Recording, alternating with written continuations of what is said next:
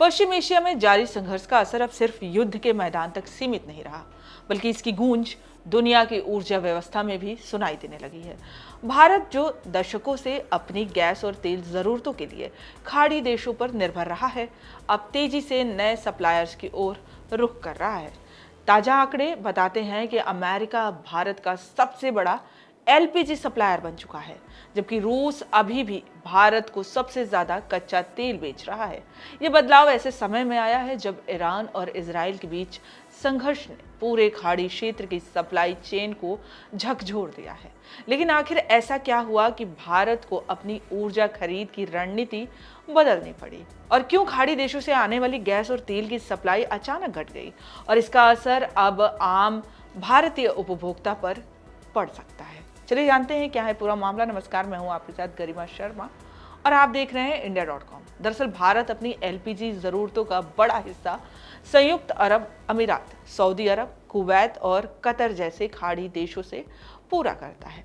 लेकिन पश्चिम एशिया में बढ़े तनाव और स्ट्रेट ऑफ हॉर्मुज से पैदा हुई अनसर्टेनिटी ने इस पूरी व्यवस्था को बदल कर रख दिया है। युद्ध और समुद्री मार्गों पर संकट की वजह से खाड़ी देशों से आने वाले एलपीजी कार्गो में भारी गिरावट दर्ज की गई है। फरवरी में भारत के एलपीजी आयात में खाड़ी देशों की हिस्सेदारी जहां 81% थी, वहीं मई तक ये घटकर केवल 16% रह गई। डेटा एनालिटिक्स फर्म कैपलर के मुताबिक मई 2026 में भारत के कुल एलपीजी आयात में अमेरिका की हिस्सेदारी 55% तक पहुंच गई। फरवरी में यह आंकड़ा केवल 14% ही था, यानी कुछ ही महीनों में अमेरिका भारत का सबसे बड़ा एलपीजी सप्लायर बन गया। मई महीने में अमेरिका से भारत को एलपीजी निर्यात लगभग 73% बढ़ाकर 6,66,000 मैट्रिक टन तक पहुंच गया है। इस अतिरिक्त सप्लाई ने खाड़ी क्षेत्र से आई कमी की काफी हद तक भरपाई की है। हालात इतनी चुनौतीपूर्ण हो गए थे कि भारत सरकार को घरेलू स्तर पर भी कई सख्त कदम उठाने पड़े।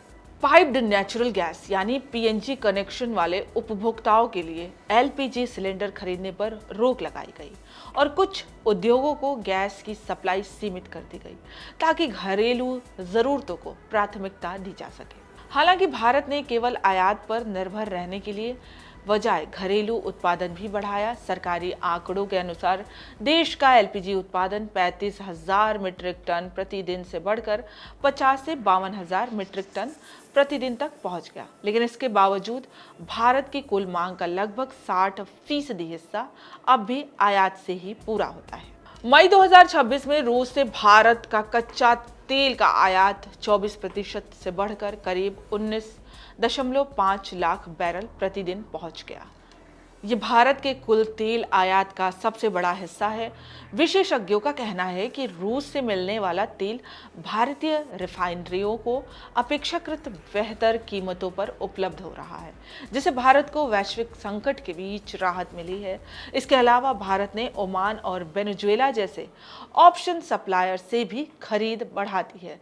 सिर्फ ओमान से तेल आयात में ही मई महीने के दौरान 189% की वृद्धि दर्ज की गई है।